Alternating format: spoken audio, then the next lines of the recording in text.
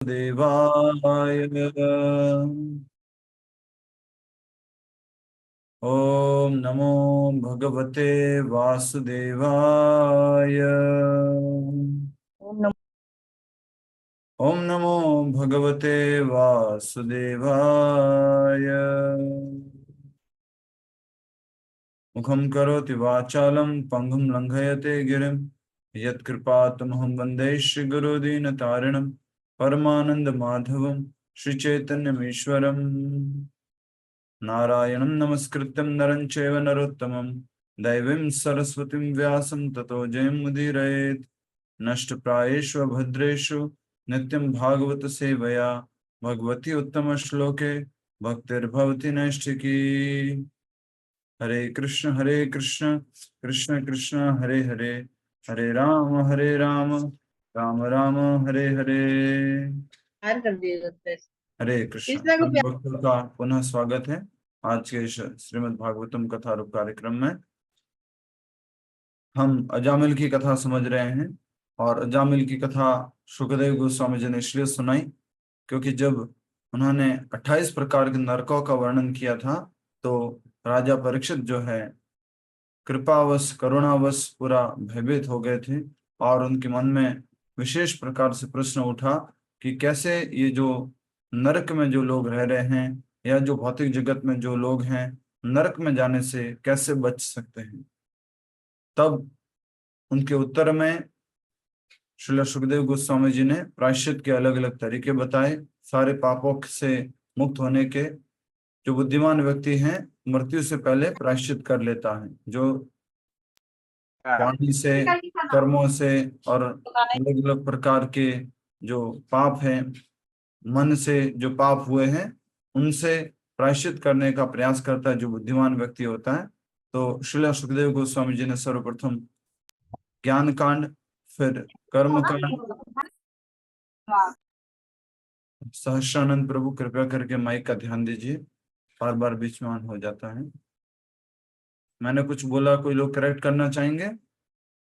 कर्म कांड था फिर ज्ञान कांड। पहले कर्म कांड, उसके बाद में ज्ञान कांड और उसके बाद में भक्ति के बारे में जो है श्री सुखदेव गोस्वामी जी बताते हैं। और इस प्रकार बताने के बाद वो कहते हैं कि मैं तुम्हें इस भक्ति की महिमा की एक कहानी बताता हूँ जो ऋषि मुनिगण बताते हैं। तब श्रील सुखदेव गोस्वामी जी जो है बहुत ही सुंदर कथा सुनाना शुरू करते हैं। वो है अजामिल की कथा, कान्यकुब्ज में रहने वाले अजामिल की कथा। अजामिल एक बहुत ही विद्वान ब्राह्मण था, सारे नियमों का पालन करने वाला था, लेकिन वो एक दिन वन से जब वापस आ रहा था तो एक शूद्र व्यक्ति को और एक वैश्या को आपस में आलिंगन करते हुए देखा। इस प्रकार के दृश्य को देख करके वो मोहित हो गया और उसी के बारे में चिंतन करने लगा और घर में आने के बाद भी वही चिंतन कर रहा है। अंत में उसने ये निश्चय किया कि मुझे उस वैश्या से शादी करनी है, उसको घर पर लेके आना है। इस प्रकार वो उसको घर पर लेके आता है, अपने घर से अपने माता पिता को, अपने बच्चों को, सबको, पत्नी को, सबको निकाल देता है और अजामिल उस वैश्या के साथ में रहना शुरू करता है। इस प्रकार वो अपने सारे ब्राह्मणत्व के नियमों का नाश कर देता है, सारे ब्राह्मण के सिद्धांतों का जो है नाश कर देता है। इस प्रकार धीरे धीरे अजामिल जो है, सहस्रानंद प्रभु हरे कृष्णा, हाथ जोड़ता हूं आपसे। माइक क्यों अनम्यूट हो रहा है? सहस्रानंद प्रभु, ठीक है। तो इस प्रकार अजामिल जो है वो सारे सिद्धांतों को तोड़ दिया ब्राह्मण के और अपनी पत्नी के पालन हेतु वो अलग अलग तरीके अपनाने लगा। धीरे धीरे उसके पुत्र उत्पन्न हुए। जब वो लगभग 88 वर्ष का था तो उसके एक छोटा पुत्र था लगभग 5 वर्ष का, उसका नाम नारायण रखा। वो भी उसके कर्मों के फल के कारण, उसके पुण्यों के कारण जो उसने इस वैश्या के संपर्क में आने से पहले किए थे। और इस प्रकार उस बच्चे को वो बुलाता रहता, नारायण इधर आओ, नारायण यहाँ बैठो, नारायण ये लेके आओ, नारायण खाना खाओ, नारायण सो जाओ, नारायण उठ जाओ। उस प्रकार नारायण नारायण उसके मुंह से निकलता गया।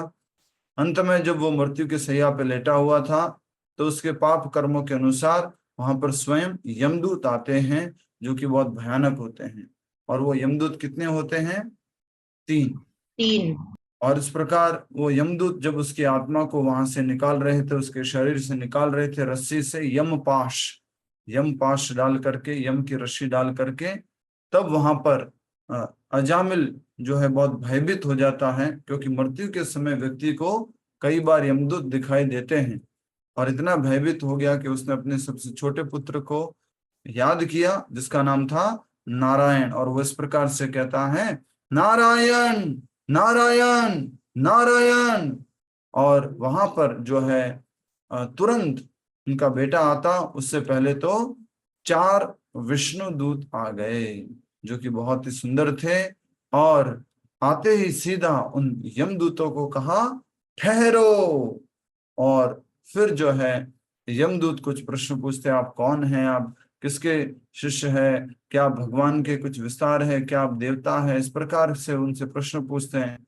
और फिर विष्णुदूत उनसे उत्तर देते हैं कि उत्तर में वो उनसे प्रश्न पूछते हैं कि धर्म क्या होता है, धर्म का सिद्धांत क्या है, तुम कैसे किसी अधर्मी व्यक्ति को, सॉरी, धर्म वाले व्यक्ति को सजा दे सकते हो। इस प्रकार से वो विपरीत प्रश्न करते हैं, उनसे अपोजिट प्रश्न करते हैं। फिर उन दोनों के बीच में चर्चा होती है, और बताते हैं विष्णुदूत कि इस अजामिल के सारे असंख्य जन्मों के पाप, जब उसने अपने बेटे को नारायण नारायण नारायण कह के बुलाया कई बार, आज से पहले जब ये यमदूत आए हैं उससे पहले, तभी सारे पाप नष्ट हो गए थे। और इस प्रकार जो है वो विष्णुदूत और जो यमदूत हैं उनके बीच में चर्चा होती है, वो हमने चर्चा पढ़ी थी।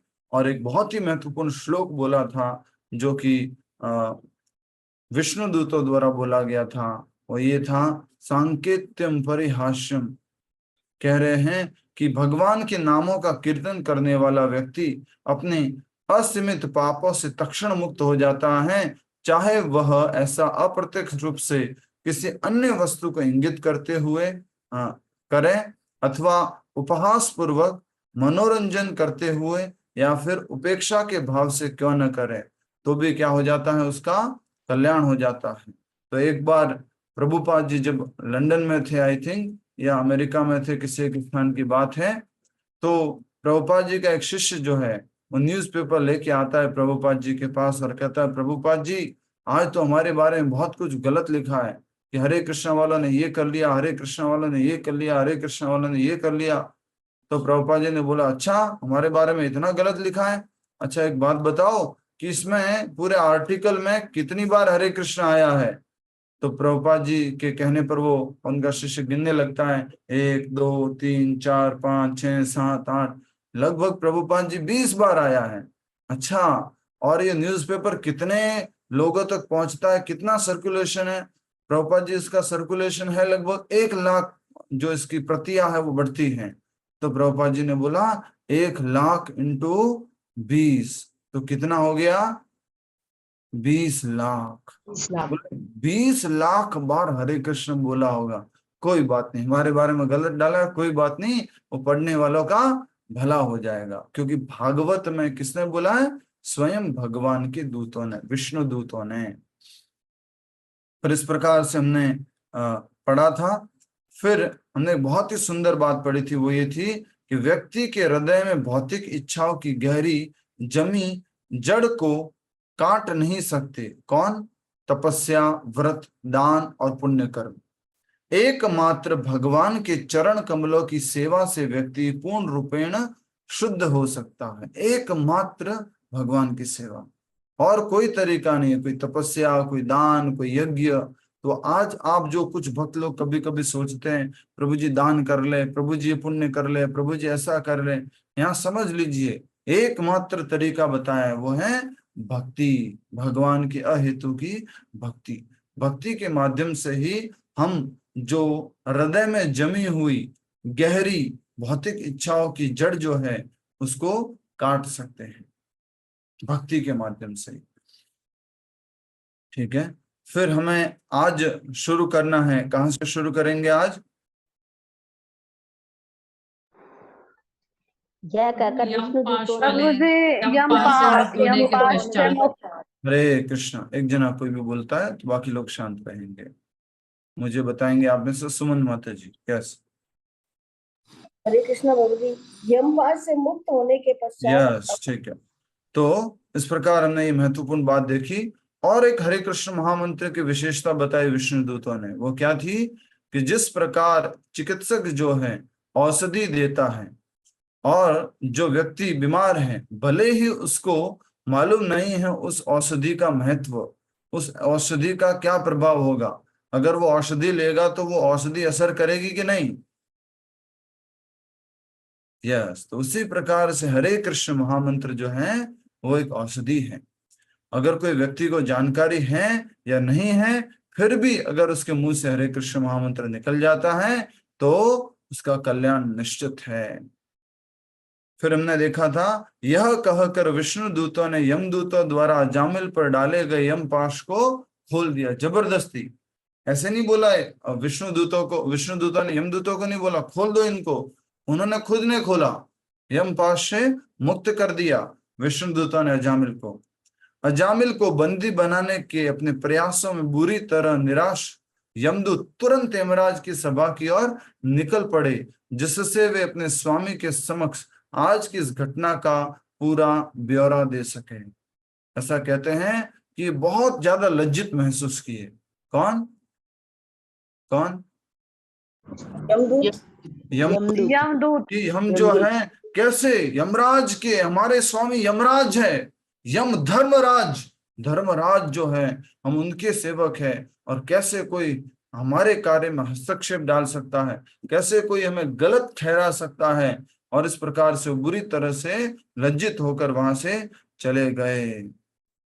और विष्णु दूतों ने उनको बोला भी, क्या बोला? अपने मालिक से जाके पूछना धर्म क्या होता है। क्या पूछा? क्या बोला? अपने मालिक से जाके पूछना धर्म क्या होता है। यस प्रेम माता जी, क्या बोला विष्णु दूतों ने यमदूतों को? उन्होंने कहा कि अपने मालिक से जाके पूछना कि धर्म क्या होता है। अपने मालिक से जाके पूछना कि धर्म क्या होता है। तो धर्म क्या आइए होता है। अब हम आगे आज से जहां से अध्ययन करना है वो कर रहे हैं। सभी लोग अपनी ग्रंथराज जो श्रीमद् भागवतम कथा रूप है उसको ले लीजिए, साथ में हमारे पढ़ने का प्रयास कीजिए। जहाँ हाईलाइट और अंडरलाइन करने को बोले वहां पर हाईलाइट और अंडरलाइन कीजिएगा। यमपाश से मुक्त होने के पश्चात अजामिल की विवेक बुद्धि लौट आई और वह हर प्रकार से भय से मुक्त हो गया। उसने अपनी आंखों के समक्ष देखा कि किस प्रकार विष्णु दूतों ने यमदूतों से उसकी रक्षा की थी। उसका हृदय कृतज्ञता से भर उठा। पूरी तरह से वो चेतना में नहीं था, पर फिर भी उसको मालूम पड़ा कि एक तरफ कौन आए थे उसके, विष्णुदूत, और एक तरफ कौन थे, यमदूत। और विष्णु दूतों ने मेरे को यमदूत से बचाया है। तो थोड़ा बहुत उसको मालूम पड़ा कि कुछ हुआ है इस तरह से, और उसने दर्शन किए हैं यमदूत और विष्णुदूत को। जीवन में कितनी बार मिले थे यमदूत विष्णुदूतों से? नेहा जैन माता जी, जीवन में टोटल कितनी बार मिले थे? हरे कृष्ण प्रभु जी, ये फर्स्ट टाइम था। फर्स्ट टाइम था, पहली बार था। ठीक है। तो उसका हृदय कृतज्ञता से भर उठा। वह उन विष्णु दूतों के चरण कमलों में सिर नवाकर बारंबार उन्हें प्रणाम करने लगा। और जो विष्णु दूतों ने देखा कि अजामिल उनसे कुछ कहने वाला है, वे तुरंत वहां से अंतर्धान हो गए।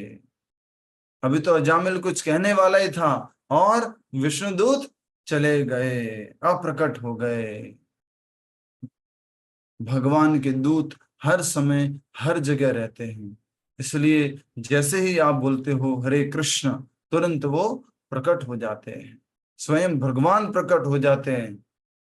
खास करके कलयुग में भगवान शब्द रूप में, उस ध्वनि रूप में, उस हरे कृष्ण नाम के रूप में अवतार लिए हैं, इसलिए स्वयं भगवान प्रकट हो जाते हैं।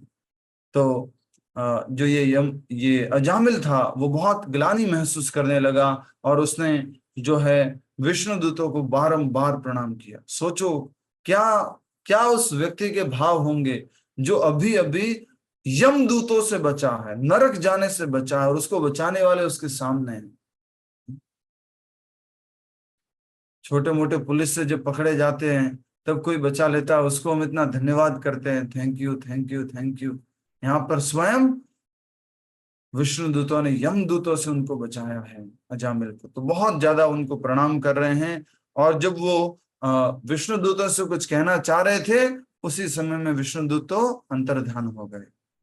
नेक्स्ट, चूंकि अब अजामिल अपने समस्त पापों से निर्मल हो चुका था, वह भगवान का यशोगान करना चाहता था, परंतु अजामिल के हृदय में विरह के भावों को और अधिक गहरा करने के लिए विष्णु दूतों ने वहां से अंतर्धान होना अधिक श्रेष्ठ समझा। विष्णु दूतों और यमदूतों के बीच हुई वार्ता को सुनकर अजामिल ने प्रकाश से आलोकित हो गया।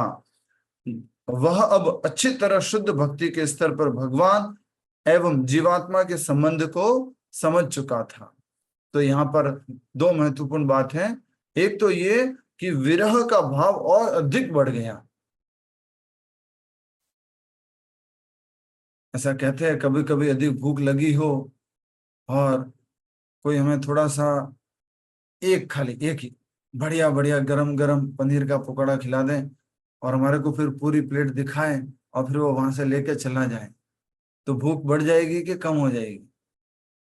बढ़ जाएगी प्रभु जी, बढ़ उसी तरह से बताया गया है विरह का भाव, जो हमने समझा था किसकी कहानी में, एक और किसी की कहानी में समझा था, कौन बताएगा?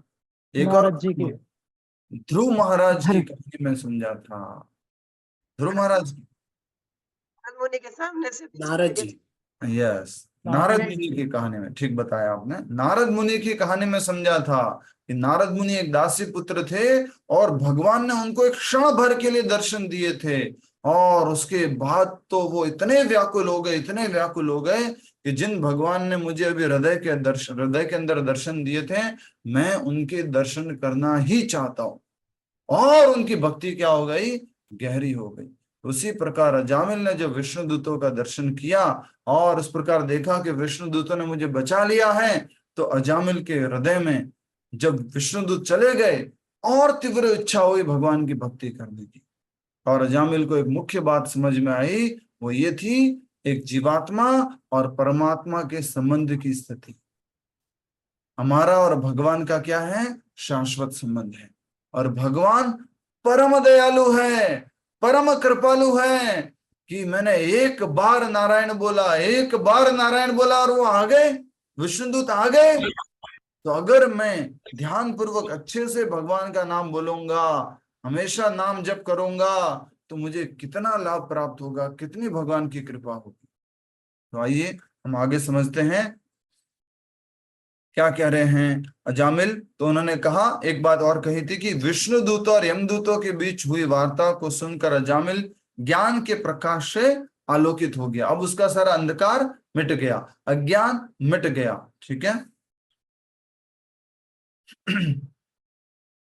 अपने पूर्व पाप कर्मों का स्मरण करते हुए अजामिल घोर पश्चाताप करने लगा। उसने कहा, अहो, अपनी इंद्रियों का दास बनकर मैं कितना गिर गया था। मैं एक सुयोग्य ब्राह्मण के पद से नीचे गिर गया और एक वैश्या के गर्भ से संतानोत्पत्ति की। मैंने अपनी सती सावित्री तथा सुंदर पत्नी का त्याग किया और मदिरा पान करने वाले एक शूद्र वैश्या के साथ संभोग किया। तो पूरा का पूरा वो क्या कर रहा है? पश्चाताप कर रहा है अजामिल। मेरे बूढ़े माता पिता को कितना दयनीय जीवन जीना पड़ा। मेरे अतिरिक्त उनकी देखभाल करने वाला अन्य कोई नहीं था, परंतु मेरे द्वारा की गई उपेक्षा से उन्होंने जीवन में अनेक कष्ट सहन किए। वृद्धावस्था में उनका त्याग करके मैं कितना कृतघ्न बन गया था। मुझ जैसे पापी व्यक्ति को तो नरकों में पटक कर भयंकर यातना ही दी जानी चाहिए। इस प्रकार से जामिल कह रहा है, पश्चाताप कर रहा है अपने सारे पापों को याद करते हुए। क्या मैंने अभी जो देखा वह सपना था या वास्तविकता? अपने हाथों में रस्सी उठाए हुए भयानक लोग कहाँ चले गए? और वे 4 अत्यंत सुंदर पुरुष कहाँ गए जिन्होंने मुझे नरक में जाने से बचाया। निश्चित ही यह पूर्व समय में की गई मेरी भक्ति का प्रभाव है कि मुझे उन जैसे महापुरुषों के दर्शन हुए और मैं अपनी मृत्यु के समय भगवान के पवित्र नामों का संकीर्तन कर पाया, अन्यथा यह सब कैसे संभव था। ये मेरी पूर्व समय की गई भक्ति का ही परिणाम था, प्रभाव था। ये बात आप लोग आज के लोगों में भी जोड़ सकते हैं कि मान लीजिए कोई व्यक्ति, आजकल के हम सब लोग जो हैं पाप कर्म में व्यस्त हो गए हैं, लेकिन बचपन में कुछ क्या किए थे, पुण्य किए थे, कुछ सेवा की थी, कुछ नाम जप किया था, कुछ जो है त्याग किया था। मैं आपको बार बार बोला हूं, याद करो, जब हम अधिक पुण्य करते हैं तो किसको आकर्षित करते हैं? बोलिए, जब पुण्य अधिक होते हैं तो हम किसको आकर्षित करते हैं? भगवान के भक्तों को आकर्षित करते हैं, शुद्ध भक्तों को आकर्षित करते हैं। तो आजकल भी हम देख सकते हैं कि कई बार बड़े बड़े व्यापारी, बहुत अधिक बड़े उद्योगपति, धन संपत्ति बहुत हैं, पाप कर्म में बहुत पूरी तरह से लिप्त हो गए हैं, लेकिन कुछ पुण्य कर्म किए और जो उन्होंने पहले कुछ जो है पुण्य कर्म वगैरह किए थे, उस कारण से उनके जीवन में कहीं ना कोई प्रभु जी, कहीं ना कोई डिवोटी उनके लाइफ में आ जाते हैं और धीरे धीरे धीरे उनका जीवन परिवर्तित हो जाता है। तो ऐसे ही अजामिल जो है कि ये कैसे संभव हो गया, अजामिल समझ नहीं पा रहा है कि मुझे नरक से बचा लिया विष्णुदूतों ने, और मैंने जो कुछ भक्ति की थी पूर्व समय, उसी का ये प्रभाव है। मैं एक निर्लज्ज विश्वासघाती हूं। मैंने अपनी पारिवारिक परंपराओं को अपवित्र किया और स्वयं अपने ब्रह्मत्व का नाश किया। मैं तो जीता जागता पाप का पुतला हूं। कौन कह रहा है? अजामिल।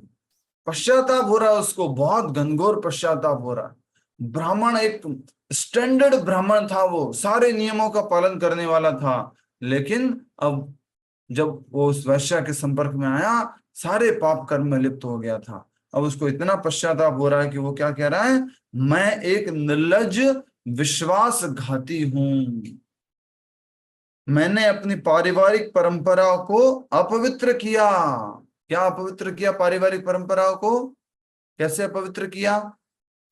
उसने अपनी फैमिली छोड़ दी, पत्नी और बच्चों को सबको बाहर निकाल दिया, माता पिता की सेवा नहीं की, माता पिता का सम्मान नहीं किया और अपनी पत्नी को जो है अपने घर से बाहर निकाल दिया, और मैंने एक वैश्या से उत्पत्ति की, और इस प्रकार जो है मैंने इस पारिवारिक परंपरा को है नाश कर दिया है। फिर कह रहे हैं कि स्वयं अपने ब्रह्मत्व का नाश किया। पठन पाठन यजन याजन दान प्रतिग्रह, ये ब्राह्मण 6 तरह से कार्य करता है और 9 गुणों से कार्य करता है। सत्यम सम दम तितिक्ष्वा आर्जुम ज्ञानम विज्ञानम आस्तिक्यम ब्रह्म कर्म स्वभावजम। तो ये ब्राह्मण के सारे उसने कार्य त्याग दिए। वो क्या कह रहे हैं? मैं तो जीता जागता पाप का पुतला हूं। फिर भला मेरी तुलना भगवान नारायण के सर्व पवित्र नामों से किस प्रकार की जा सकती है? परंतु भगवान की कृपा से मेरी बुद्धि लौट आई है।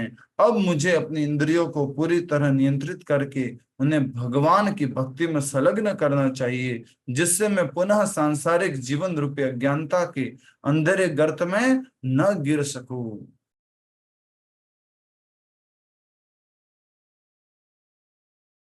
बहुत महत्वपूर्ण बात है, और ये पूरी की पूरी श्रृंखला श्रीमद् भगवद गीता में बताई है। श्लोक संख्या 62 एंड 63 दूसरे अध्याय का। ध्यायतो विषयान् पुंसः संगस्तेषु उपजायते, संगात् संजायते कामः, कामात् क्रोधो विजायते, क्रोधात् भवति सम्मोहः, सम्मोहात् स्मृति विभ्रमः, स्मृति भ्रंशात् बुद्धिनाशो, बुद्धिनाशात् प्रणश्यति। नाश हो जाता है, वो अपने सारे स्टैंडर्ड से गिर जाता है। तो अजामिल कह रहा है, लेकिन अब मेरी बुद्धि भगवान की कृपा से लौट आई है। कि हम भी ऐसे कह सकते हैं? इशारा करो, यस ये है, नो ये है। ये यस है, ये नो है, इशारा कीजिए। नहीं, कुछ लोग नहीं कर रहे हैं। यस, हम लोग सब लोग अजामिल के जैसे हैं। कैसे?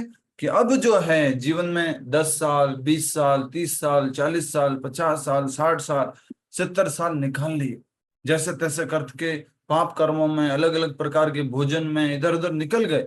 लेकिन अब हमारी बुद्धि क्या हो गई है? वापस आ गई है, पुनः लौट आ गई है। अब हमें थोड़ा सा समझ में आने लग गया है। वो भी कैसे? श्रील प्रभुपाद जी की कृपा से, भगवान श्री कृष्ण की कृपा से। तो कह रहे हैं कि परंतु भगवान की कृपा से मेरी बुद्धि लौट आई है। अब मुझे अपनी इंद्रियों को पूरी तरह नियंत्रित करके उन्हें भगवान की भक्ति में संलग्न करना चाहिए, जिससे मैं पुनः सांसारिक जीवन रूपी अज्ञानता के अंधेरे गर्त में न गिर सकूं। वापस मुझे उस अंधेरे गहरे कुएं में नहीं गिरना है। अजामिल कह रहा है, स्वयं को शरीर मानने के कारण व्यक्ति इंद्रिय भोग की इच्छाओं से ग्रस्त हो जाता है। अलग अलग प्रकार की इंद्रिय भोग की इच्छाएं करता रहता है।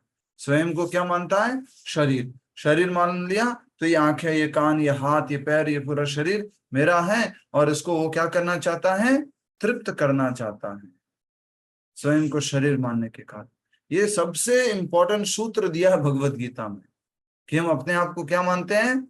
शरीर, और इस कारण से इंद्रिय भोग करते हैं। और इतना अधिक हम अपने आप को शरीर मानते हैं कि इंद्रिय भोग के लिए हम क्या करने लग जाते हैं? कुसुम सरोवर माता जी, क्या करने लग जाते हैं?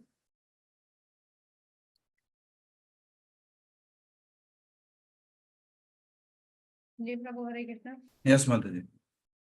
इंद्रिय भोग के लिए ही सारे काम करने लग जाते हैं, शरीर मान पाप करने लग जाते हैं। इतना अधिक हम शरीर मान लेते हैं अपने आप को कि हम पाप कार्य करने लग जाते हैं। थैंक यू मनीषा साहू जी। ठीक है, आगे बढ़ते हैं। स्वयं को शरीर मानने के कारण व्यक्ति इंद्रिय भोग की इच्छाओं से ग्रस्त हो जाता है, और उन्हें पूरा करने के लिए वे हर प्रकार से पाप पुण्य करता है। परंतु मैं अब स्वयं को उन सब बंधनों से मुक्त करूंगा जो स्त्री के रूप में भगवान की माया शक्ति द्वारा बनाए जाते हैं। तो ये बहुत स्ट्रांग बंधन है, स्त्री के लिए पुरुष और पुरुष के लिए स्त्री। तो जामिल कह रहा है कि जो भगवान का बंधन है, भगवान की माया शक्ति द्वारा बनाए गए जो बंधन है, मैं स्वयं को अब इससे मुक्त करूंगा। और कह रहे हैं, ओ मैं कितना गिर गया था, मैं एक स्त्री के हाथों में नाचने वाला कुत्ता बन चुका था। अब मैं अपनी इन सारी काम वासनाओं का त्याग कर दूंगा और सब जीवों के प्रति दयालु और हितैषी बनकर इस मोह माया से स्वयं को मुक्त करूंगा। अब मैं अपनी शक्ति के एक एक कण को भगवान की सेवा में न्यौछावर करूंगा। विष्णु दूतों की कृपा से मुझे परम सत्य का पूरा ज्ञान हो चुका है। अब मैं अपनी पहचान इस शरीर के साथ नहीं रखूंगा, अपितु भगवान श्री कृष्ण के चरण कमलों पर दृढ़ता पूर्वक अपना मन केंद्रित करूंगा। हमारे लिए कौन है विष्णुदूत? बोलो। प्रभुपाद जी। प्रभुपाद जी। प्रभु हम भी प्रभुपाद जी। सेम की सेम बात कह सकते हैं, सेम बात कह सकते हैं। क्या कह सकते हैं? कि अब मैं अपनी इन सारे काम वासनाओं का त्याग कर दूंगा और सब जीवों के प्रति दयालु और हितैषी बनकर इस मोह माया से स्वयं को मुक्त करूंगा। अब मैं अपनी शक्ति के एक एक कण को भगवान की सेवा में न्यौछावर करूंगा। विष्णु दूतों अर्थात श्रील प्रभुपाद जी की कृपा से मुझे परम सत्य का पूरा ज्ञान हो चुका है। अब मैं अपनी पहचान इस शरीर के साथ नहीं रखूंगा, अपितु भगवान श्री कृष्ण के चरण कमलों पर दृढ़ता पूर्वक अपना मन केंद्रित करूंगा। शंकराचार्य जी ने बहुत स्ट्रांग बात कही है। उसी तरह से एक और किसी आचार्य गण ने इस तरह से बात कही है, रक्त मांस हड्डी के ढेर पर मढ़ा हुआ है छाम, देख इसी की सुंदरता को हो गई नींद हराम। ये सुंदरता किसके ऊपर मढ़ी हुई है? ये चाम किसके ऊपर मढ़ा हुआ है? चाम के ऊपर और मांस के। कोई अपने घर को प्लास्टर क्यों करवाता है? कोई अपने घर को प्लास्टर करके पेंट क्यों करवाता है? और उसके ऊपर अच्छे से और कुछ डेकोरेटिव आइटम्स क्यों करता है? रक्त क्योंकि मांस और वो हड्डियों के देखने में बने अच्छा नहीं लगता। क्या? वो सीमेंट, वो लोहे के सरिये, वो ईंटें देखने में अच्छी नहीं लगती। ये शरीर भी ऐसे ही बना हुआ है, हड्डियां सरिये हैं, मांस ईंटें हैं, सीमेंट जो थोड़ा खून है वो सब सीमेंट वगैरह इस तरह से है। वो दिखने में अच्छा नहीं लगता, तो क्या कर रखा है? पैकेजिंग कर रखा है अच्छे से। स्त्री पुरुष के शरीर को देख के आकर्षित होती है, पुरुष स्त्री के शरीर को देख करके आकर्षण होते हैं। लेकिन दोनों जानते हैं कि हमारे शरीर की क्या कमियां हैं, हमारे शरीर के क्या कष्ट हैं, दोनों जानते हैं। इसलिए शंकराचार्य जी ने भी इस शरीर को क्या कहा गया है? रक्त मांस मल मूत्र का एक थैला। कहीं से उस थैले को ऊपर से कहीं से गोल बना दिया, कहीं से उसके हाथ बना दिए, कहीं से उसके पैर बना दिए, कहीं से उसका शरीर बना दिया। इस प्रकार से जो है एक थैला है। लेकिन ये सत्य है, लेकिन माया इतनी पावरफुल है कि रियलाइज करना बहुत मुश्किल है हम सब के लिए। अच्छे अच्छे भक्त लोग, या अजामिल जैसा ब्राह्मण जो सारे नियमों का पालन कर रहा था, ऐसा नहीं था कि उसने स्त्री संग नहीं किया था, उसकी स्वयं की पत्नी थी, लेकिन फिर भी जो है भगवान की माया इतनी शक्तिशाली है कि वो उस दूसरे की जो वैश्या थी उससे आकर्षित हो गया। तो ये शरीर, इसका आकर्षण, इसकी बनावट इस प्रकार से बनी हुई है कि भगवान बार बार इस एक शरीर जो है वो दूसरे शरीर की परीक्षा लेने के लिए बन जाता है। स्त्री का शरीर पुरुष के शरीर की परीक्षा हो जाती है, पुरुष का शरीर स्त्री के शरीर की परीक्षा हो जाती है।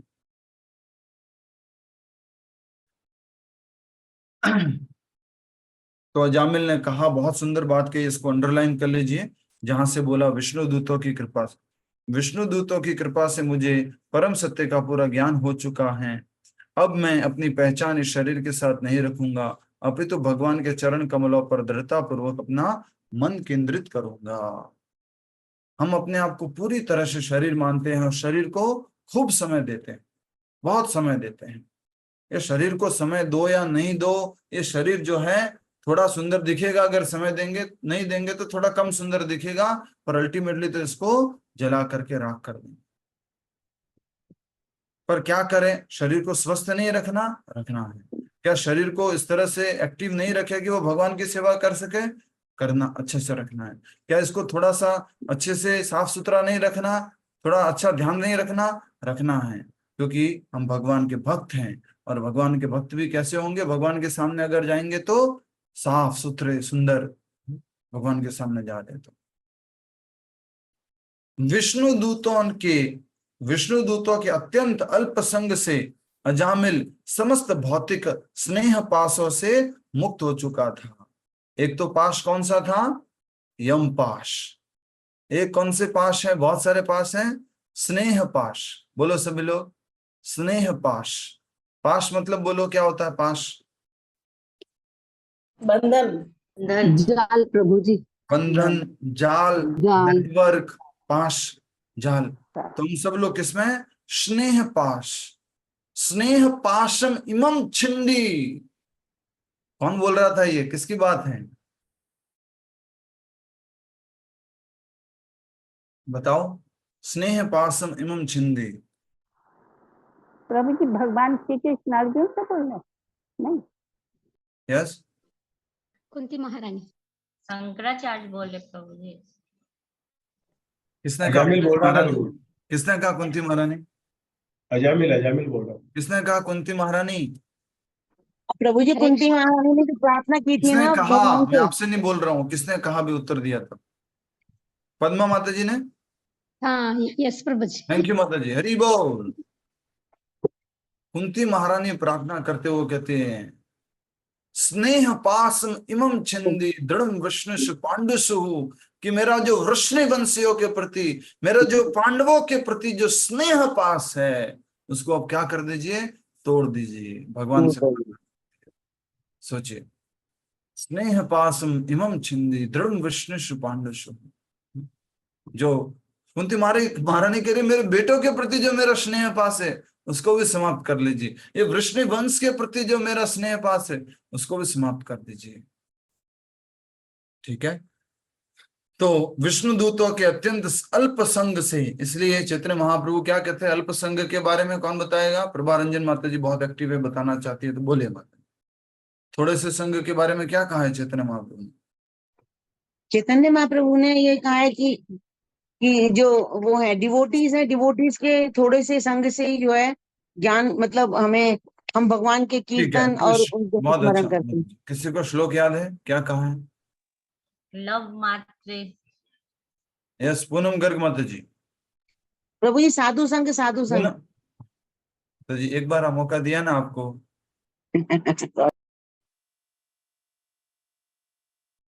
साधु संग सर्व शास्त्र कोहे, लव मात्र साधु संग सर्व सिद्धि होए। सभी लोग इशारा करेंगे। साधु संग सर्व शास्त्र कोहे, लव मात्र साधु संग सर्व सिद्धि होए। कहा जा रहा है कि थोड़ा सा भी अगर साधु का संग करेंगे, सही वास्तविक वैष्णव का साधु का संग करेंगे, लव मतलब होता है थोड़ा सा, बहुत क्षणिक, लव मात्र। यस, प्रभारंजन माता जी वाचो वेगम आ रहा है, बोलिए माता। प्रभु जी लव, मैं समझ रही थी आप पूछेंगे लव मात्र क्या होता है। नहीं, 1/11 सेकंड, 1/11 सेकंड सेकंड का भी 11वां भाग। आ गया। तो इतना जो है संग अगर किसी वैष्णव का भक्त का हो जाता है तो कहा जा रहा है सर्व सिद्धि होए। और कौन कह रहा है इसके बारे में? सारे शास्त्र कह रहे। साधु संग सर्व शास्त्र का है, लव मात्र साधु संग सर्व सिद्धि होए। ठीक है। तो विष्णु दूतों के अत्यंत अल्प संग से अजामिल समस्त भौतिक स्नेह पासों से मुक्त हो चुका था। मन में दृढ़ प्रतिज्ञा करके वह तुरंत हरिद्वार के लिए निकल पड़ा। वहां गंगा जी के तट पर उसने भगवान विष्णु के एक मंदिर का आश्रय लिया और पूर्ण रूप से नियंत्रित मन तथा इंद्रियों द्वारा भगवान का भजन करने लगा। ऐसा नहीं किया उसने अजामिल ने, चलो ये जो वैश्य है उसकी वजह से मेरा जीवन खराब हुआ था, लेकिन शास्त्रों में कहा है कि पत्नी और बच्चों के साथ में तो रह ही सकते हैं ना, ऐसा करता हूँ वापस अपनी पत्नी अपने बच्चों को अपने माता पिता को वापस बुला लेता हूँ, उनके साथ में कंटिन्यू करता हूँ। नहीं, अजामिल को तुरंत मुक्ति नहीं मिली, ये भी मैं बता चुका हूं। अजामिल को क्या मिला था? इशारा करो, इशारा करो, क्या मिला था? इशारा करो, अपॉर्चुनिटी। इशारा करो, इशारा करो, बोलना नहीं। Second chance. अजामिल को क्या मिला था? सेकेंड चांस, दूसरा मौका। अब अजामिल को मौका मिला, उसने मन को इंद्रियों को पूरा नियंत्रित किया, हरिद्वार गया, वहां गंगा जी के तट पर भगवान विष्णु के मंदिर का आश्रय लिया और पूर्ण रूप से नियंत्रित मन तथा इंद्रियों द्वारा भगवान का भजन करने लगा। इस प्रकार अजामिल भगवान के दिव्य रूप पर अखंड ध्यान करते हुए भक्ति में लीन हो गया।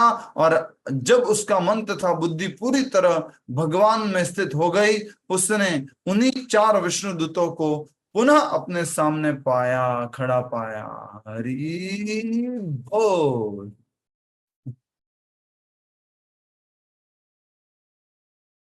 सेम नारद मुनि, जिनको थोड़ी सी झलक मिली थी, बाद में अपनी भक्ति द्वारा भगवान ने उनको फिर दिव्य आकाशवाणी से कहा था कि तुम हमेशा मेरी संगति में रहोगे। सेम उनको मिला। उसी प्रकार से हम देख सकते हैं अजामिल को, जो 4 विष्णुदूत जिनसे वो कुछ कहना चाह रहा था अजामिल, अब वो 4 विष्णुदूत तो चले गए थे, अब जो है वो हरिद्वार गया, भगवान विष्णु के मंदिर में वो अपने आश्रय लिया, वहीं पर वो भक्ति करने लगा, भगवान का रूप ध्यान करने लगा। इस प्रकार से भक्ति करते करते करते अंत में वो क्या हुआ? जब समय आया तो किसको पाया उसने अपने सामने? उन 4 दूतों को। कृतज्ञता पूर्वक उन 4 को प्रणाम करके अजामिल ने अपना पार्थिव शरीर त्याग दिया। अपने मूल आध्यात्मिक शरीर में अजामिल विष्णु दूतों द्वारा लाए गए स्वर्णिम विमान में आरूढ़ हुआ।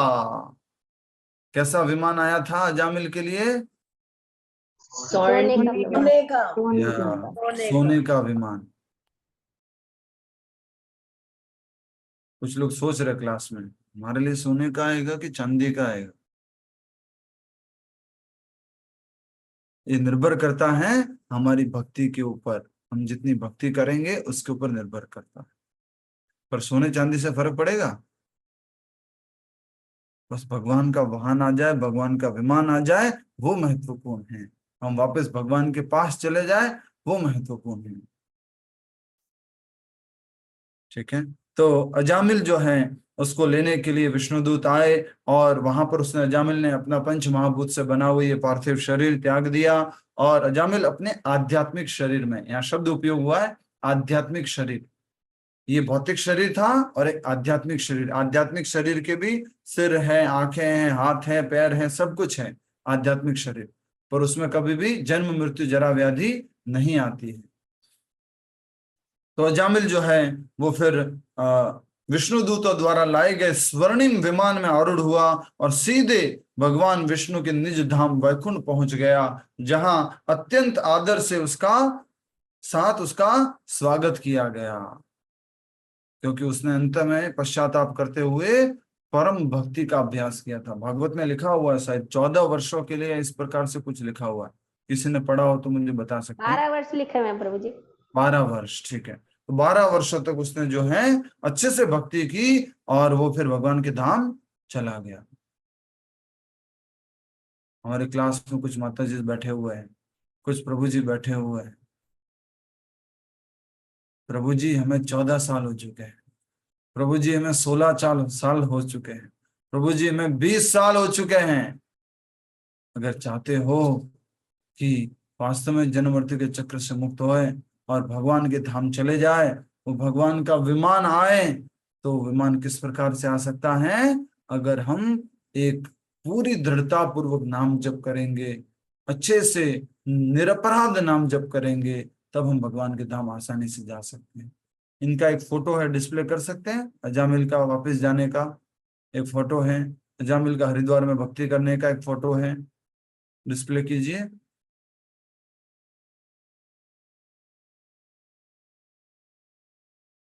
हरे कृष्ण कृष्ण कृष्ण हरे हरे, हरे राम राम राम हरे। ये देख सकते हैं कि अजामिल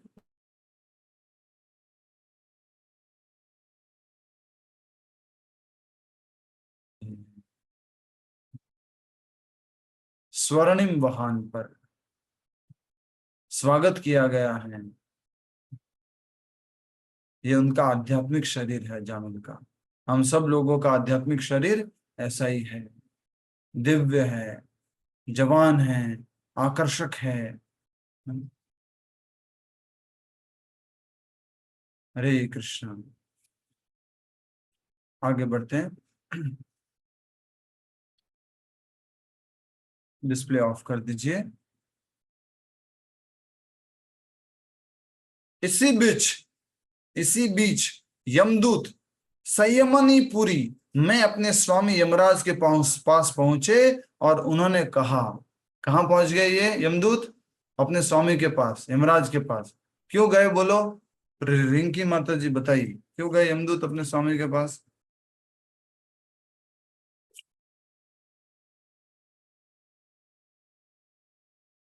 माइक अनम्यूट। प्रभु जी आपने बताया था बट मुझे हाँ? अभी याद नहीं आ रहा है। आपने बताया था बट मुझे अभी याद नहीं आ रहा है। उनसे वो पूछने के लिए कि जब वो विष्णु के दूत के वहां से वापस आए थे तो एक स्टेटमेंट दी बिल्कुल थी सही आपने। बात, बिल्कुल सही उत्तर है कि क्यों हमें वापस लौटना पड़ा, क्यों हम उस आत्मा को नहीं लेके जा पाए। अब अच्छे से सुनिएगा, बहुत ही सुंदर बात है। ठीक है, स्वामी के पास पहुंच चुके हैं, पूरा क्रोधित है, एकदम गुस्से में है और स्वामी से जाकर के कुछ बात कह रहे हैं। कौन? यमदूत। ठीक, हे प्रभु, इस जगत का नियंत्रण करने वाले कितने लोग हैं? हमने तो समझा था आप ही है। कितने लोग इस जगत का नियंत्रण करते हैं? यदि दंड और पुरस्कार का निर्धारण करने तथा कानून बनाने वाले अनेक लोग होंगे तो फिर उनके विरोधाभासी निर्णय एक दूसरे के निर्णय को रद्द कर देंगे और इस प्रकार किसी को भी दंड अथवा पुरस्कार नहीं मिलेगा। बोल रहे कि कितने लोग हैं? हमने तो सोचा था एक ही है, पर वहां विष्णुदूत कहां से आ गए और उनके स्वामी कौन है और कौन उसके दंड का या पुरस्कार का निर्धारण करता है?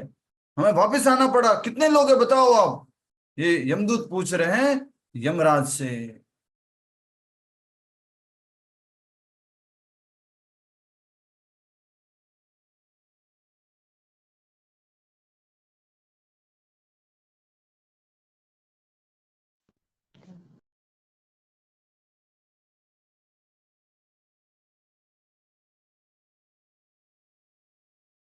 हरे कृष्ण, नेटवर्क चला गया था।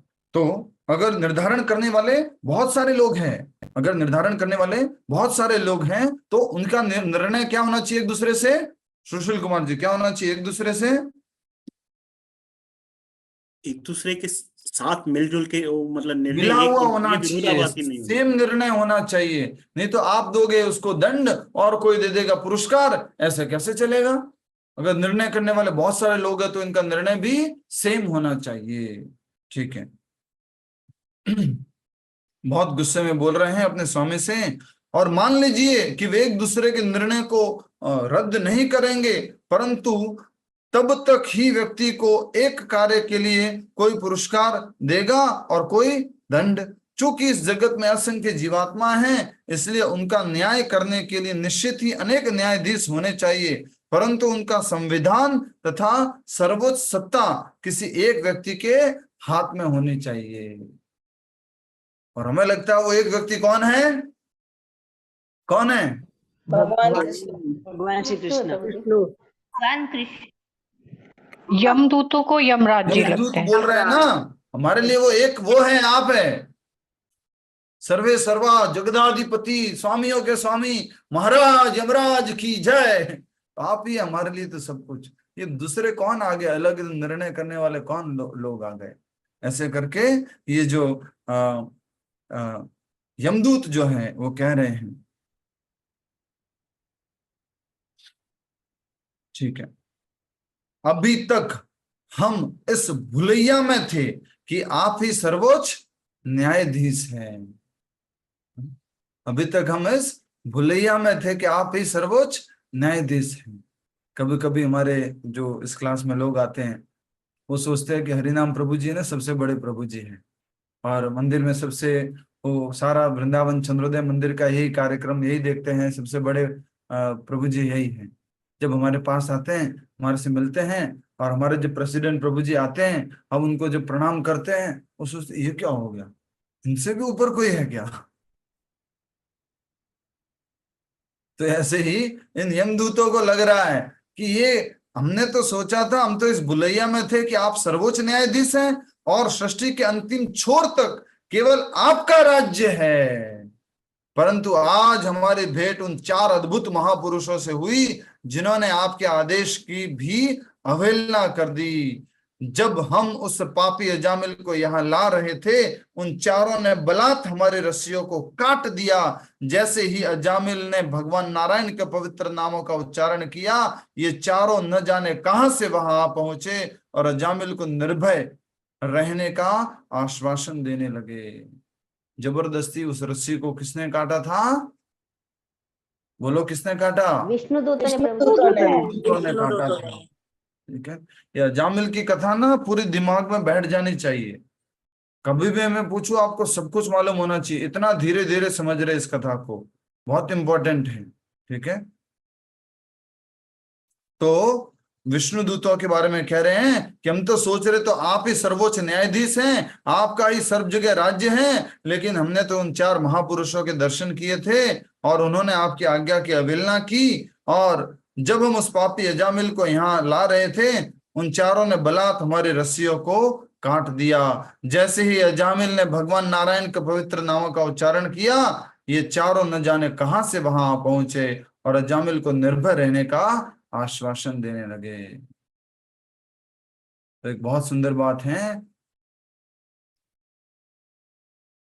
भगवान कभी भी प्रकट हो सकते हैं, भगवान के दूत कभी भी प्रकट हो सकते हैं, तुरंत वहां पर, न जाने कहां से वहां पहुंचे। ठीक है। हे नाथ, यदि आपको लगता है कि हम इस जटिल विषय को समझने के योग्य हैं, तो कृपया हमें उन दिव्य महापुरुषों के विषय में बताइए। ये थोड़ा कॉम्प्लिकेटेड मामला, समझ में नहीं आया, हम 4 भयानक काले कलूटे टेढ़े मेढ़े चेहरे वाले, और उधर 4 लोग बहुत बढ़िया एकदम सुंदर लोग आए थे। ये क्या है, ये केमिस्ट्री क्या है, कुछ समझ में नहीं आ रहा है। आप अगर हमें समझते हैं कि हमें समझ में आएगा, हमारी बुद्धि में घुसेगा कुछ, तो आप कुछ बोलिए, हमें समझाइए। अब देखिए प्रभु जी ये 3 थे। माता जी 4 विष्णुदूत, 3 यमदूत।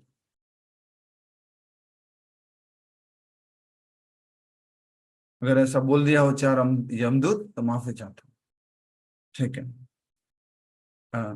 वे तीनों निराश यमदूत थोड़े क्रोधित थे, किंतु विष्णुदूतों के कारण उन्हें जीवन में पहली बार पराजय देखनी पड़ी थी, और इसलिए वे अप्रत्यक्ष रूप से यमराज से जानना चाहते थे कि क्या उन जैसे शक्तिहीन स्वामी की सेवा करने का कोई लाभ है या नहीं। क्या बोल दिया आपने स्वामी को? शक्तिहीन।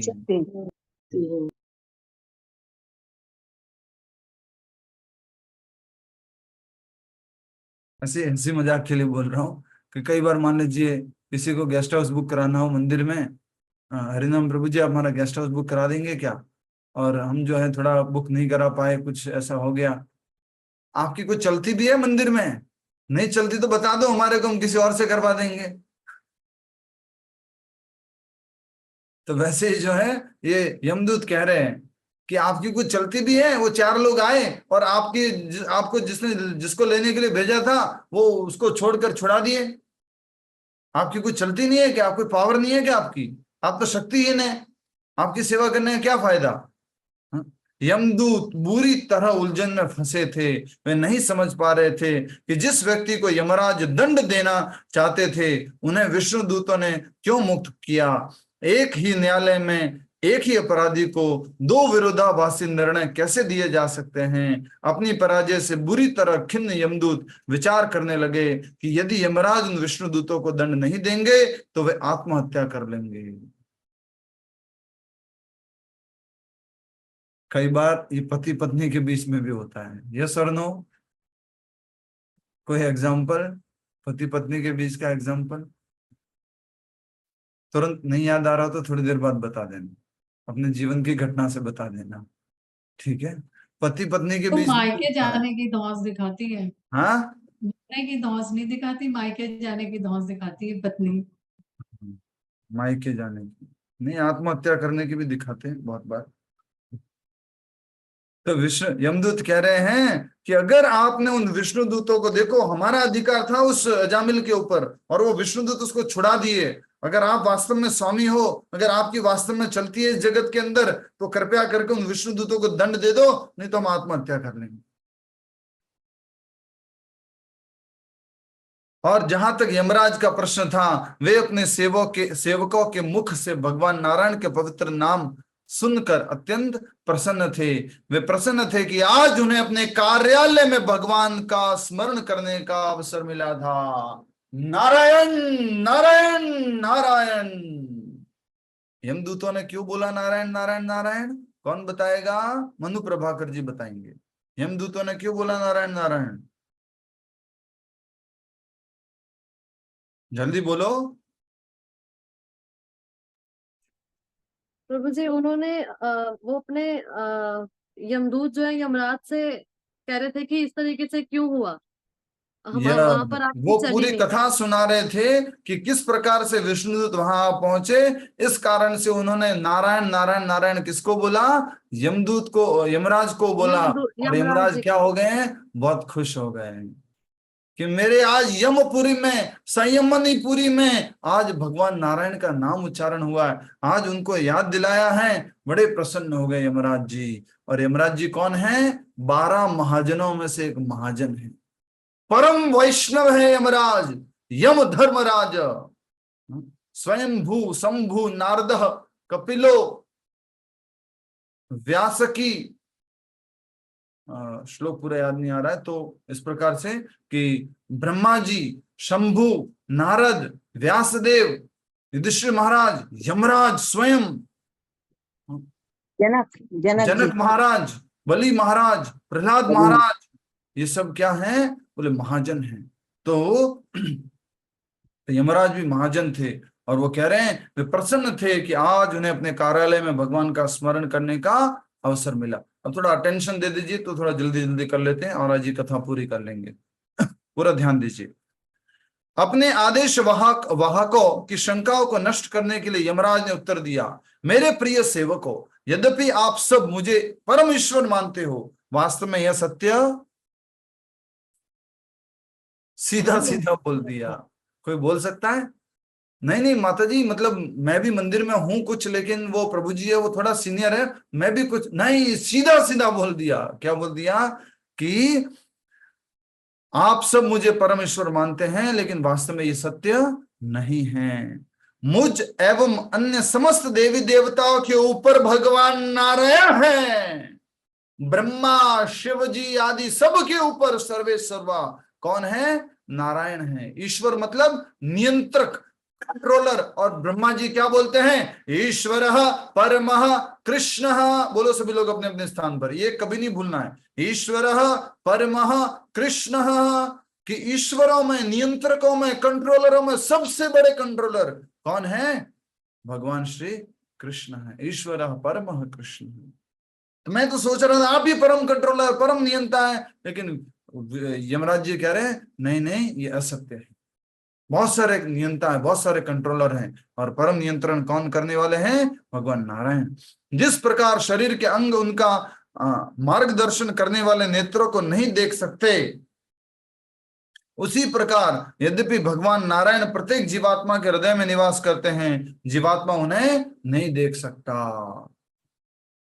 जिस प्रकार के हमारे ये शरीर के अंग, आंखें जहां इनको लेके जाती है, मार्गदर्शन करती है, नहीं देख सकते। आप देख सकते हैं आंखों को? हाथों को दिखेगा कि आंख है? ये कुछ नहीं दिखेगा। उसी प्रकार जो है कह रहे हैं कि परमात्मा सबके हृदय में निवास तो कर रहे हैं।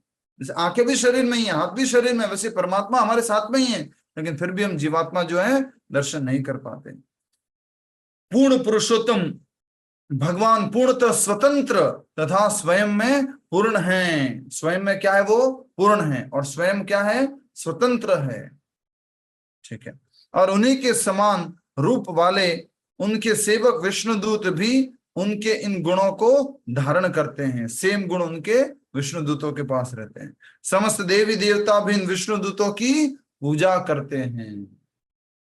देवी देवता किसको सम्मान देते? बोलो। कृष्ण भगवान, विष्णुदूतों को। ये मत सोचना कुछ कि देवी देवता खाली भगवान को सम्मान देते हैं, उनके दूतों को नहीं। परम वैष्णव, परम शुद्ध भक्त को देवी देवता भी प्रणाम करते हैं, नमस्कार करते हैं। ठीक है, आगे बढ़ते हैं। समस्त देवी देवता भी विष्णुदूतों की पूजा करते हैं, और ये विष्णुदूत भगवान के भक्तों की शत्रुओं, प्राकृतिक विपदाओं तथा मेरे दंड से रक्षा करने के लिए सदैव इस जगत में विचरण करते रहते हैं। अपने इस कार्य में वो पूरी तरह स्वतंत्र है। विष्णुदूत क्या करते हैं? मेरे दंड से, और बोलो, शत्रुओं और प्राकृतिक विपदाओं से रक्षा करने के लिए क्या करते रहते हैं? विष्णुदूत विचरण करते रहते। सच्चे धर्म की स्थापना स्वयं भगवान ने की है। इस धर्म के मूल सिद्धांतों का इस धर्म के मूल सिद्धांतों को भागवत धर्म कहा जाता है। भगवान की शरणागति सिखाने वाले इन सिद्धांतों की पूरी तरह जानकारी केवल कुछ ही लोगों को है। इनमें ब्रह्मा जी, नारद मुनि, शिव जी, चतुष्कुमार, भगवान कपिल, स्वयंभुव मनु, प्रहलाद, जनक महाराज, भीष्म, बलि महाराज, सुखदेव गोस्वामी और स्वयं मैं हूं। भागवत धर्म के वास्तव में जानने वाले कितने लोग हैं? 12 लोग। ये 12 महाजनों के नाम बोल दिए। वास्तविक सही धर्म को जानने वाले कितने लोग? 12 महाजन। तो आपको 12 महाजनों के नाम याद करने हैं। ठीक है, होमवर्क। 12 महाजन कौन कौन है? ब्रह्मा जी, नारद मुनि, शिव जी, चतुष्कुमार, भगवान कपिल, स्वयंभुव मनु, अंडरलाइन कर लो इसको पूरा, प्रहलाद महाराज, जनक महाराज, भीष्म, बलि महाराज, सुखदेव गोस्वामी और स्वयं मैं हूं। यद्यपि धर्म के सिद्धांत अत्यंत गुह्य हैं, और सामान्य लोगों की समझ से परे हैं। यदि सौभाग्य से कोई व्यक्ति इन्हें तत्वतः समझ जाता है तो वह तुरंत मुक्त होकर भगवत धाम को प्राप्त होता है। संपूर्ण मानव जाति के लिए भगवान की भक्ति ही सर्वोच्च एवं सर्व प्रमुख धर्म है, और वह भक्ति आरंभ होती है भगवान के पवित्र नाम के जप एवं कीर्तन से। हरे कृष्ण कृष्ण कृष्ण हरे हरे, हरे राम राम राम हरे हरे। भगवान के नाम जप और कीर्तन से भक्ति आरंभ होती है। अंडरलाइन करो इसको, डबल ट्रिपल 4 बार हाईलाइट करो इसको। किस बात को? इस बात को कि संपूर्ण मानव जाति के लिए भगवान की भक्ति ही सर्वोच्च एवं सर्व प्रमुख धर्म है, और वह भक्ति आरंभ होती है भगवान के पवित्र नाम के जापो एवं कीर्तन से। कौन बोल रहा है ये सब? कौन बोल रहा है? सुमन माता जी, कौन बोल रहे हैं? यमराज बोल रहे हैं कि भक्ति से मानव का कल्याण होगा। और याद करो परीक्षित महाराज का प्रश्न, 6 प्रश्नों में से 2 प्रश्न। मृत्यु के पास में जो व्यक्ति है, मृत्यु जिसकी होने वाली है, उसका क्या कर्तव्य है? और दूसरा प्रश्न पूछा था उन्होंने कि सामान्य रूप से जो व्यक्ति है, मनुष्य है, उसका क्या कर्तव्य है? तो यहाँ पर उत्तर उन्होंने, यमराज जी ने भी उत्तर दिया है। क्या दिया है? कि संपूर्ण मानव जाति के लिए भगवान की भक्ति ही सर्वोच्च एवं सर्व प्रमुख धर्म है, धर्मधार कर्तव्य, और वह भक्ति आरंभ होती है भगवान के पवित्र नामों के जप एवं कीर्तन से। मेरे प्रिय सेवकों, जरा देखो कि भगवान के पवित्र नामों का कीर्तन कितना यशस्वी है। घोर पाप करने वाले अजामिल ने अपने पुत्र को पुकारते हुए भगवान के नामों का उच्चारण तथा उनका स्मरण किया, और फलस्वरूप वह मृत्यु पाश से बच गया। कोई व्यक्ति भगवान के नामों का अनुचित उच्चारण भी क्यों न करे, परंतु यदि वह निरपराध भावना से ऐसा करता है तो भौतिक बंधनों से मुक्त हो जाता है। भगवान के नामों का कीर्तन तथा उनकी भक्ति करने वाले लोग मेरे अधिकार क्षेत्र से, बोलो अब आपको बोलो, होते हैं।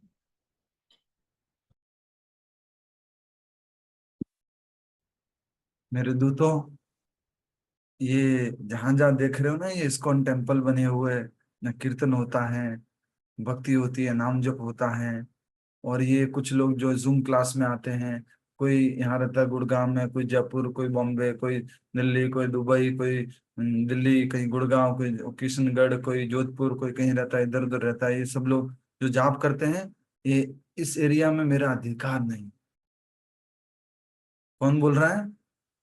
यमराज बोल रहे हैं ना। राज बोल रहा है। मतलब विष्णु दूत ही आएंगे प्रभु जी यस, हमारे लिए। तो यमराज कह रहे हैं हमारी तरफ देखना भी मत। वो बोल रहे हैं कि ये मेरे अधिकार क्षेत्र से बाहर, इधर मेरी चलती नहीं है। एक बार बोल दो हरि बोल।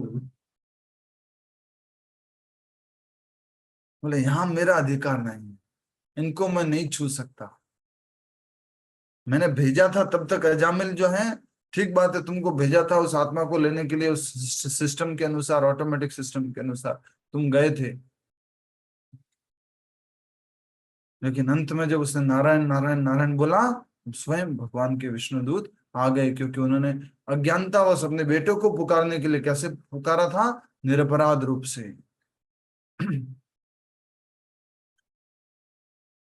कोई भी मालिक अपने नौकरों को इस तरह से बोले, उसके लिए भी क्या चाहिए? बहुत विनम्रता चाहिए। मेरी वहां नहीं चलती। कई बार कोई मुझे फोन करके बोले, प्रभु जी अपना जयपुर में अपना मंदिर में रूम बुक करवा देंगे। हाँ माता जी ठीक है। अब मुंह से नहीं निकल रहा है। क्या नहीं निकल रहा है? कि वहां मेरी चलेगी नहीं माता जी, किसी और से बात करनी पड़ेगी। पर स्वयं यमराज जी क्या कह रहे हैं कि मेरी वहां नहीं चलती है। जहां पर भगवान के भक्त लोग नाम जप करते हैं, कीर्तन करते हैं, मेरे क्षेत्र से बाहर। अंडरलाइन करो इसको। भगवान के नामों का कीर्तन तथा उनकी भक्ति करने वाले लोग मेरे अधिकार क्षेत्र से बाहर है। सामान्यतः ऐसे भक्त कभी पाप नहीं करते, परंतु यदि गलती से अथवा मोहवश कभी कोई पाप कर भी बैठते हैं तो कीर्तन की शक्ति पाप फलों से उनकी रक्षा करती हैं। हे दूतों, आज से इस बात का सदैव स्मरण रखो। क्या बोला?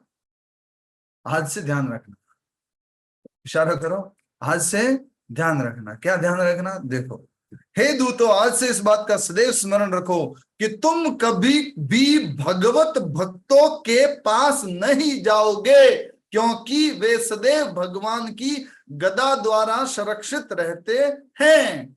भगवान की गदा कौन सी? कौमुदी गदा। और कौमुदी गदा भक्तों के क्या घूमती रहती है चारों तरफ, और तुम उसके आसपास मत जाना। गलती से तुम्हारे लग गई तो कहां पे पहुंचोगे मालूम नहीं, तो उनके आसपास मत जाना। किसको बोल रहे हैं? यमदूतों को। हे दूतों, आज से इस बात का सदैव स्मरण रखो कि तुम कभी भी भगवत भक्तों के पास नहीं जाओगे, क्योंकि वे सदैव भगवान की गदा द्वारा संरक्षित रहते हैं होते हैं। इसलिए ब्रह्मा जी स्वयं में और यहां तक कि काल में भी उन्हें दंडित करने की शक्ति नहीं है। हरि बोल! एक बार जोर से बोल दो, कुछ तो खुशी प्रकट करो भाई।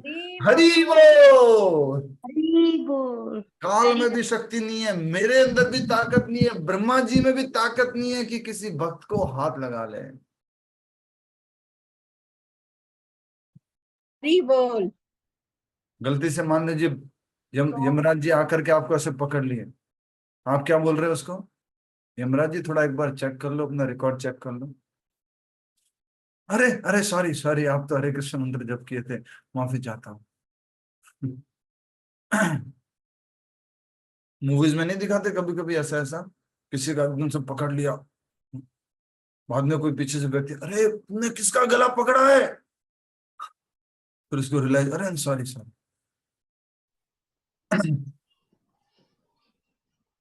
शक्ति नहीं है बोल दिया। क्या बोल दिया? इसलिए ब्रह्मा जी स्वयं मुझ में और काल में भी उन्हें दंडित करने की शक्ति नहीं है। इसके स्थान पर तुम मेरे पास उन लोगों को लेकर आओ जो भगवत विरोधी हैं और जिनके चित्त में भगवान के चरण कमलों से बहते अमृत को पीने की कोई इच्छा नहीं है, जो भक्तों का संग नहीं करते और जो भौतिक सुख भोग को ही जीवन का एकमात्र लक्ष्य मानकर पारिवारिक जीवन से आसक्त रहते हैं।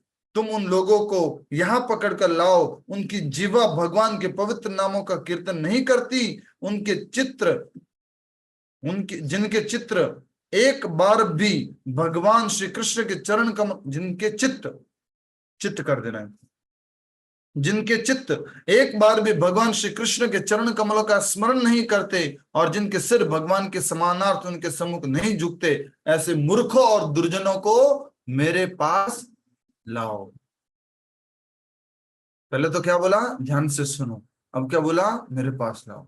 आज के बाद टेंशन मत रखना, प्रभु जी वो भगवान को गाली देता है, प्रभु जी वो ये करता है, प्रभु जी वो ऐसे करता है, प्रभु जी वो तो नास्तिक लोग हैं, वो तो बिल्कुल विश्वास नहीं करते।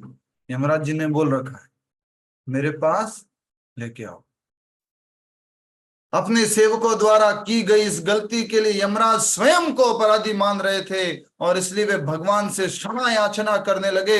हे भगवान, मेरे सेवकों ने एक वैष्णव को बंदी बनाने का प्रयास करके निश्चित ही एक महान अपराध किया है। अज्ञानतावश हम पहचान नहीं पाए कि अजामिल आपका अत्यंत प्रिय सेवक हैं। इस अपराध के लिए हमें क्षमा करे। कहां से कहां भगवान का सेवक हो गया वो अजामिल, पापी एक नंबर का, खाली नारायण नारायण बोलने से सेवक हो गया और यमराज जी को भी गलती माननी पड़ रही है। अपने स्वामी यमराज के मुख से भगवान नारायण और उनके पवित्र नामों की अद्भुत महिमा सुनकर यमदूत विस्मित रह गए।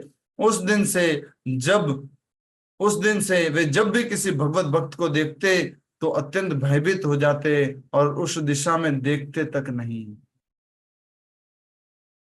यमदूतों से सब लोग डरते हैं, और यमदूत किससे डरते हैं?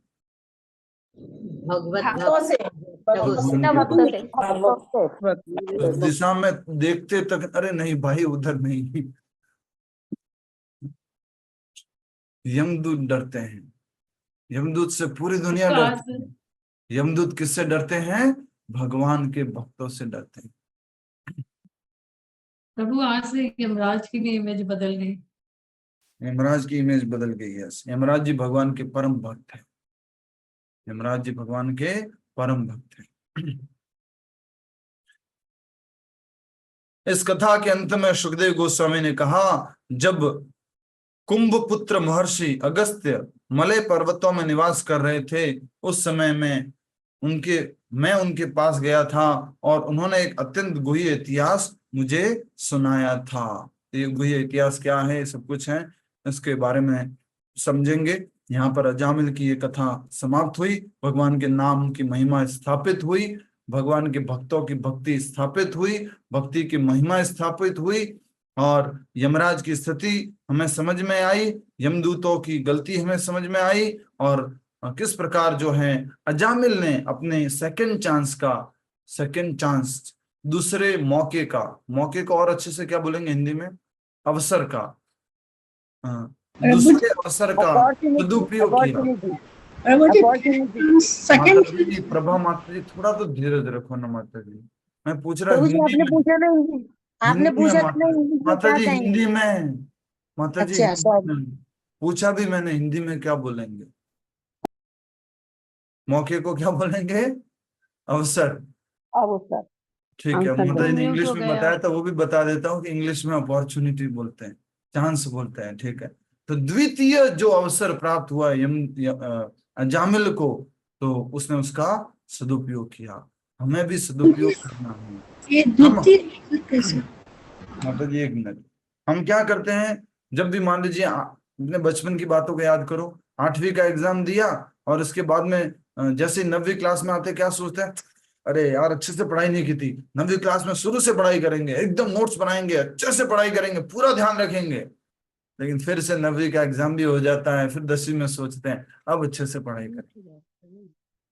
हम सदुपयोग नहीं कर पा रहे द्वितीय अवसर। हरे कृष्णा प्रभु, म्यूट हो गए आप। हम द्वितीय अवसर का सदुपयोग करना है, इस द्वितीय अवसर को अच्छे से समझना है। बहुत मुश्किल है। प्रभुपाद जी बोलते हैं पालन करो, चैंटिंग करो। कितनी बड़ी कृपा की है प्रभुपाद जी ने, 16 माला का जप कर लो भाई। यमराज जी बोल रहे हैं मेरा क्षेत्र नहीं है जो नाम जप करते हैं। यमदूत बोल रहे डर लगता है कि उनके पास नहीं जा सकते हम, इनसे डर लगता है, हरे कृष्ण वालों से डर लगता है। प्रभु जी 64 से 16 कर दी प्रभुपाद जी ने। 64 माला से हमें डिस्काउंट देते हुए 16 माला का उपहार दिया। कल एकादशी थी, किस किसने कम से कम 16 माला की, हाथ खड़ा कीजिए। कम से कम 16 माला की। कल किस किसने कम से कम 16 माला की, हाथ खड़ा करो प्लीज, हाथ खड़ा करो। जिन्होंने वीडियो ऑन नहीं कर रखा वहां पे वो सिस्टम से करो, वीडियो ऑन कर रखा वो यहाँ सामने दिखाओ। कुछ लोग इशारा नहीं कर रहे हैं, मेरी आवाज नहीं सुन रहे क्या? जाग जाओ, सो रहे तो उठो उठो उठो, अजामिल की कथा पूरी हो गई। हरे कृष्णा हरे कृष्णा। बहुत बढ़िया बहुत बढ़िया बहुत बढ़िया, बहुत सारे भक्तों ने 16 माला किया कल, बहुत सुंदर, हरि बोल। और कुछ कुछ लोगों के नंबर आ रहे हैं तो मैं खुद ही ऐसा लग रहा है कि मुझे चक्कर आ जाएंगे नंबर देख करके। नंबर बड़े भयानक है। 116 माला लीला शक्ति गोपिका देवी दासी जी, 22 माला मनीषा साहू जी, सहस्त्रानंद प्रभु 32 माला, ममता किशोरे जी 16 माला, संगीता मुलेवा जी 33 माला, शिखा जी 32 माला, और बाकी लोग भी टाइप कर दो अपना अपना। सुमन सतपति जी 32 माला, पूनम माता जी 104 माला, राजेंद्र प्रसाद जी 35 माला, मोहनलाल जी 72 माला, वंदना गुप्ता जी 101 माला, इंदिरा मवाड़िया माता जी 16 × 9 कितना हो गया भाई? 16 × 9 करके बताना। वर्जेश्वरी माता जी 20 माला, मंजू माता जी 18 माला, कुंती देवी माता जी 23 माला, हीना ढोलकिया जी, दिनेश जी 20 माला, हिना ढोलकिया जी 16 माला, मनीषा साहू जी प्रभुपाद जी के साथ में की हैं, रेशमा माता जी 14 माला, जमुना देवी माता जी 32 माला, मिथिलेश माता जी 16 माला, प्रियंजलि माता जी 32 माला, रमेश दाता जी 22 माला, सरोज माता जी 22 माला, सची माता जी 18 माला, मदन लाल जी 17 माला, सुनिधि जी 21 माला, शैल शर्मा जी 51 माला, रेखा जी 18 माला, रामावतार जी 16 माला, उषा भूषण जी 25 माला, अंशुमान जी 21 माला, नीपा गांधी जी 25 माला, रोशनी जी 21 माला, अलका जी 14 माला, सपना अरुण एरन जी 25 माला, कुसुम सरोवर जी 32 माला, नीतू जी 21 माला, मनु प्रभाकर जी 17 माला, नकुल जी 16 माला। क्या बात है, क्या बात है। मीरा जी 55 माला, प्रियंका जी 25 माला।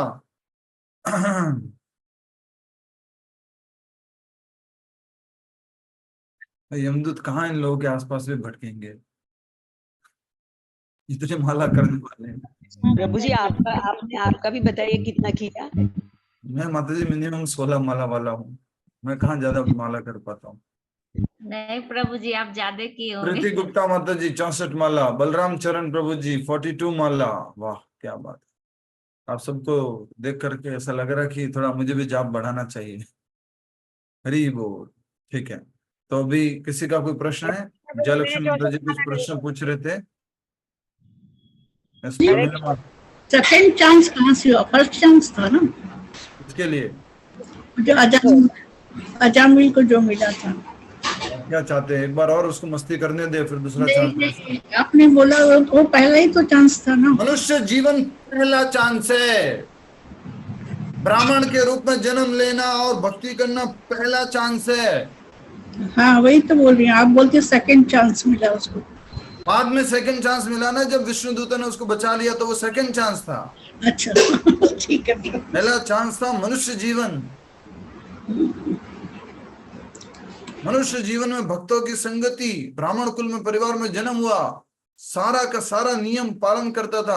अब भागवत के अंदर पढ़ेंगे, डिटेल में लिखा हुआ है, सारे नियमों में एक्सपर्ट था, ब्राह्मणविद था, शास्त्रविद था अजामिल। लेकिन प्रभु जी हरे कृष्ण। प्रभु जी Yes, अगर ma'am. अजामिल अगर पहले इतना मतलब सब फॉलो करता था, उसके लिए उसको दूसरा चांस मिला। और क्योंकि इसके लिए नहीं मिला, उसके लिए तो बेटे का नाम नारायण रख पाया, और बाद में जो है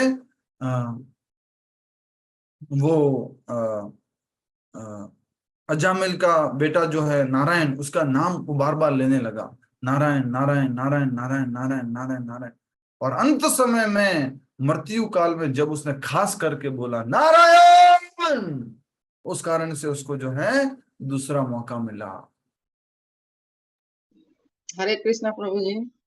मदन लाल जी, पवित्र शरीर, इसमें पवित्र का क्या मतलब हुआ? ब्राह्मण शरीर पवित्र होता है क्योंकि सात्विक होता है, क्योंकि भक्ति करने के अनुकूल होता है, क्योंकि नियम पालने के अनुकूल होता है, इस कारण से उसको पवित्र कहा जाता है। यस, हरे कृष्णा प्रभु जी। यस, जैसे प्रभु जी इसमें बताया, इस प्रकार अजामिल भगवान के दिव्य रूप पर अखंड ध्यान करते हुए भक्ति में लीन हो गया।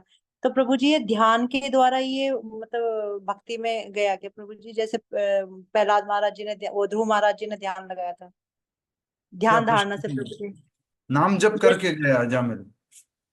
अच्छा ठीक है प्रभु, ये पूछ नाम जप करके गया। हरे कृष्णा। हरे कृष्णा प्रभु जी। यस, ये जो समस्त देवी देवता भी पार्थिव का मतलब क्या नाम है? मदन लाल जी आप पार्थिव पूछ रहे थे। पार्थिव का मतलब है जो पृथ्वी का शरीर है, पृथ्वी जल अग्नि वायु आकाश से बना हुआ शरीर है, उसको बोलते हैं पार्थिव। जैसे आपने सुना होगा नाम पार्थिव शिवलिंग की पूजा। पार्थिव शिवलिंग मतलब मिट्टी से बने हुए शिवलिंग बनाते हैं और फिर उनकी पूजा करते हैं। मिट्टी से बनाया हुआ प्रभु जी। बनाया हुआ। यस, तो ये शरीर किससे बना हुआ है? मिट्टी का बना हुआ पार्थिव शरीर है, इसलिए इसको पार्थिव बोलते हैं। ठीक हरे है। कृष्ण प्रभु जी। यस माता जी।